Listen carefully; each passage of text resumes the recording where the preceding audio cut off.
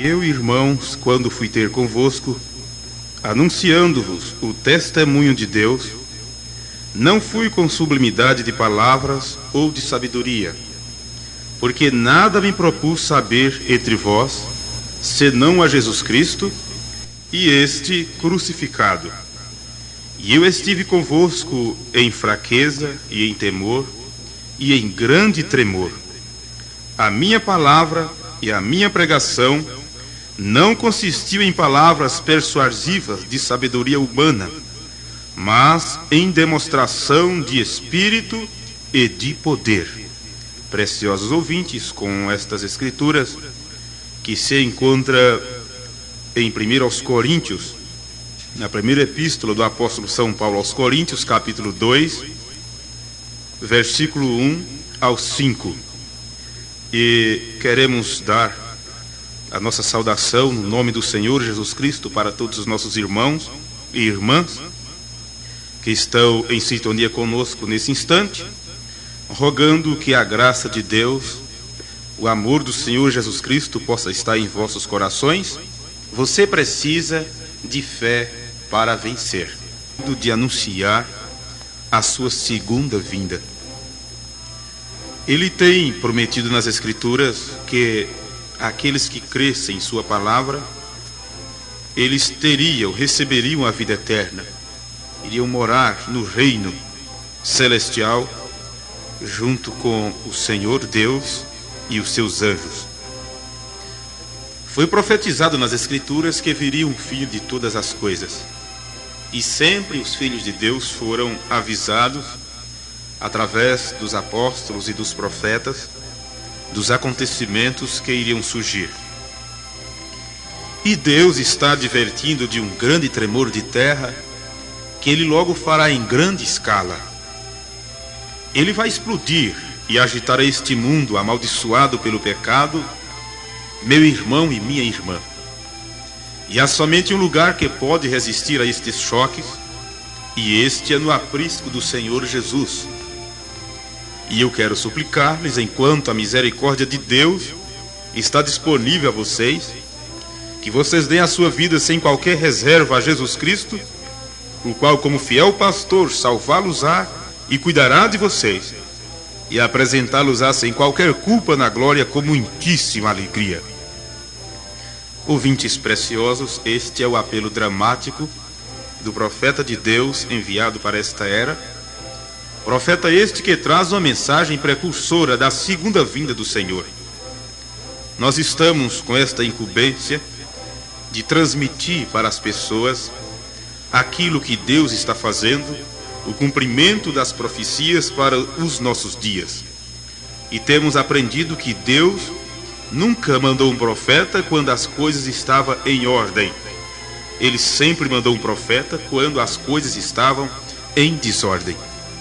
E nos dias que nós estamos vivendo, qualquer homem, qualquer mulher que tem pelo menos um pouco de espiritualidade pode saber, pode reconhecer perfeitamente a confusão que impera em nossos dias em todos os sentidos da vida e principalmente no sentido religioso. Nós não podemos deixar de citar o movimento religioso, a confusão religiosa na qual o mundo está, porque é justamente, como disse um grande pensador, um grande político, ele disse que a religião é o ópio do povo. E nós temos encontrado nas Escrituras, Jesus disse que a fé vem pelo ouvir a palavra de Deus, e que sem fé é impossível agradar a Deus, e que também pela graça sois salvos por meio da fé, e esta fé para a salvação através da graça, ela só pode ser adquirida quando se ouve a verdadeira palavra de Deus como ela é. Mas assim como os apóstolos barraram numa grande dificuldade de anunciar a verdade de Deus genuína e impura, não poderia ser diferente conosco em pleno século XX, quando estaríamos vivendo na era da igreja de Laodiceia. É quando as religiões e a humanidade diz: rico eu sou, estou enriquecido e de nada tenho falta, já temos tudo, já temos até aceitado Jesus, não precisamos de mais nada. Mas no entanto a Bíblia diz que tais pessoas que assim dizem são pobres, miseráveis, cegos e nuas. Meus amados, nós não estamos mais em tempo de brincar de religião ou brincar de igreja, porque nós queremos ir para o céu. Nós encontramos uma tremenda dificuldade em poder citar as Escrituras como ela é, porque isto fere a princípios, isto fere a pensamentos, fere a tradição reinante em nossos dias.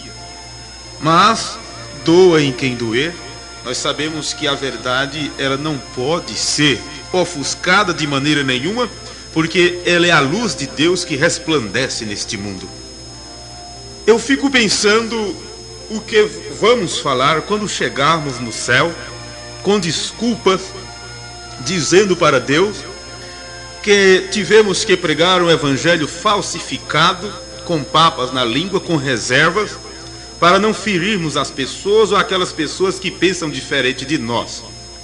Uma vez que estamos num país democrático, estamos na geração da democracia, quando todas as pessoas falam o que bem entendem, falam o que acha que deve ser falado, diante de toda a democracia, nós não poderíamos deixar de aproveitar também e anunciar todo o conselho de Deus. Desde os 13 anos de idade que eu anuncio o Evangelho, que eu prego a mensagem do profeta de Deus enviado para esta era, e esta barreira nós temos encontrado em todos os setores da sociedade, principalmente no setor religioso. Porque está se cumprindo em nossos dias aquilo que o apóstolo São Paulo disse: conjuro-vos, pois, diante de Deus e da do Senhor Jesus Cristo, que há de julgar os vivos e os mortos, que pregues a palavras a tempo e fora de tempo.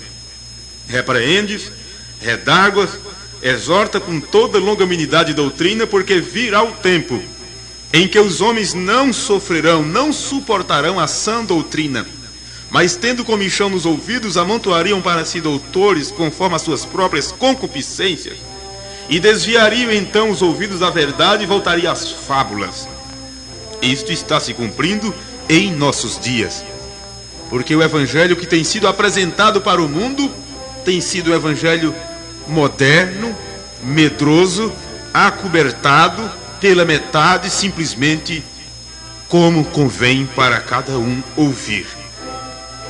Agora eu faço um apelo neste programa de fé para os nossos irmãos, porque nós estamos em luta, em guerra, numa guerra espiritual. E esta guerra, diz as Escrituras, que não é contra a carne nem contra o sangue, é contra os espíritos, as potestades, é contra os demônios.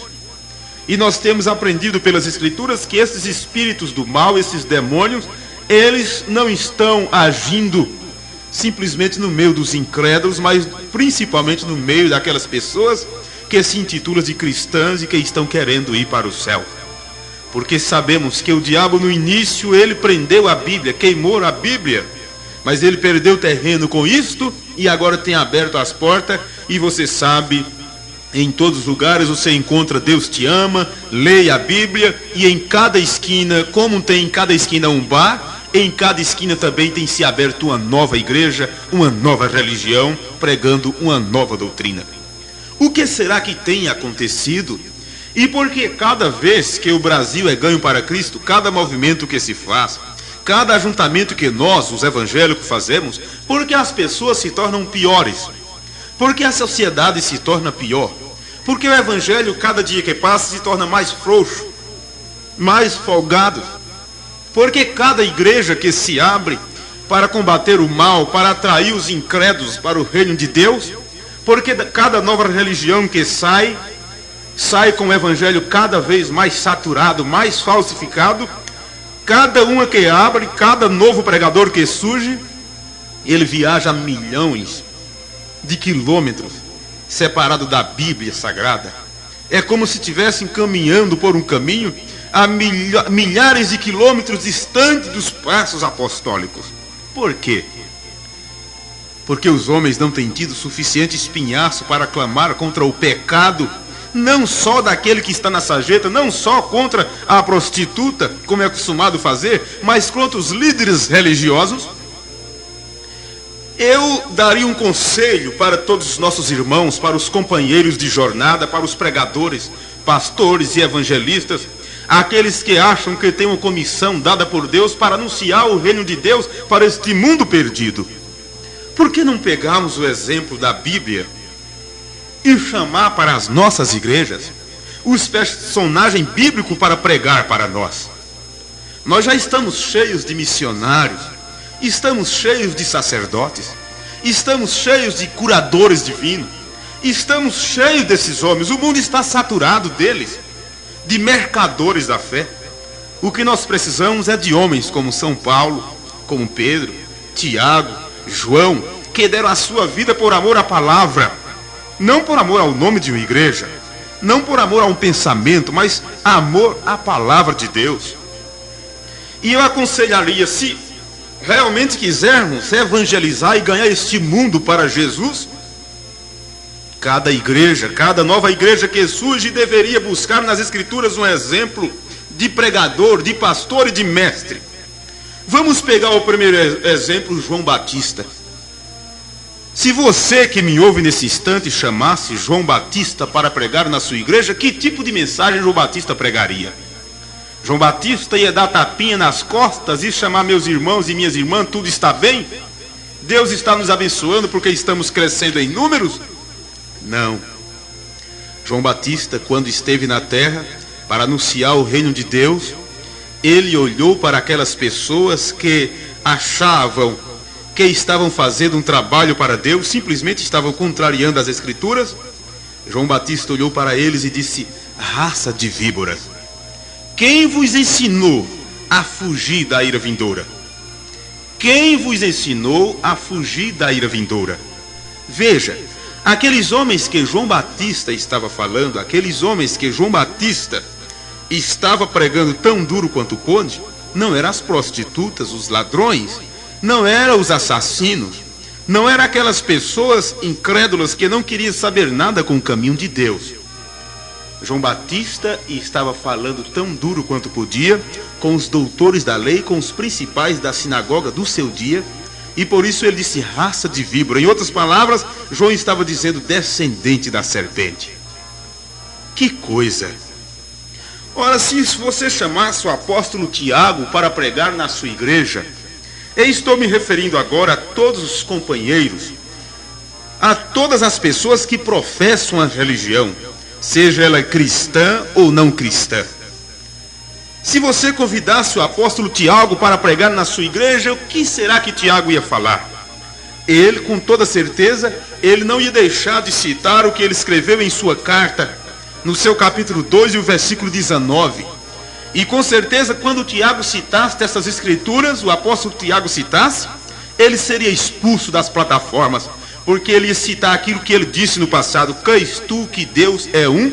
Fazes bem, até os demônios creem e obedecem. Ora, Tiago ia deixar isso bem claro: se os próprios demônios creem e obedecem, e eles sabem que Deus é um, porque nós que nos intitulamos cristãos e filhos de Deus, repartimos Deus em três partes. Isso não é uma doutrina católica? A história prova que é. Os registros, os documentos provam que é. Os apóstolos não ensinaram tal coisa. E o apóstolo Pedro? Se eu convidasse o apóstolo Pedro para pregar na minha igreja, será que Pedro ia pregar uma mensagem diferente daquela que ele pregou no dia de Pentecoste? Arrependei-vos cada um de vós e sede batizados em nome do Senhor Jesus Cristo? Ou com certeza os entendidos do dia iam chamar Pedro e dizer: escute aqui, irmão Pedro, você está errado, porque Jesus Cristo pediu que fosse batizado em nome do Pai, do Filho e do Espírito Santo. Sabe o que Pedro ia dizer? Pedro ia mandar, ia pedir que as pessoas lessem as Escrituras em Lucas capítulo 24, versículo 45, quando está escrito que Jesus abriu o entendimento dos discípulos para compreender as Escrituras. Sim, é por isso que depois do Pentecostes, depois da descida do Espírito Santo, todos os batismos que tem no livro de Atos foi realizado em nome do Senhor Jesus, porque aí está o nome do Pai, do Filho e do Espírito Santo, Senhor Jesus Cristo.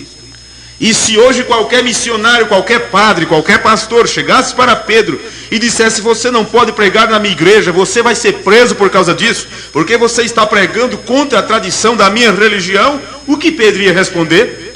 Mesmo depois de ter apanhado e ter sido açoitado, ele ia dizer assim: importa obedecer a Deus do que aos homens.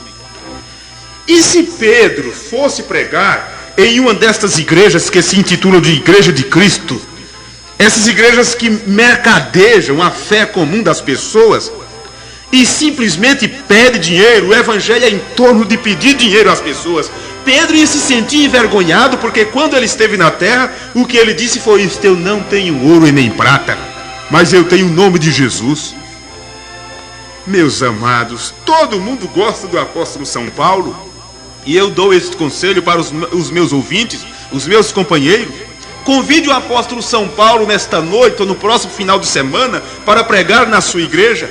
E com toda certeza vamos ver quais pessoas, qual dos nossos membros que dizem que são cristãos, que creem no evangelho, que já largaram o mundo, já largaram para lá o paganismo. De que maneira largamos este paganismo? Convidamos então Paulo para pregar na nossa igreja. E o que você acha que o apóstolo Paulo ia pregar?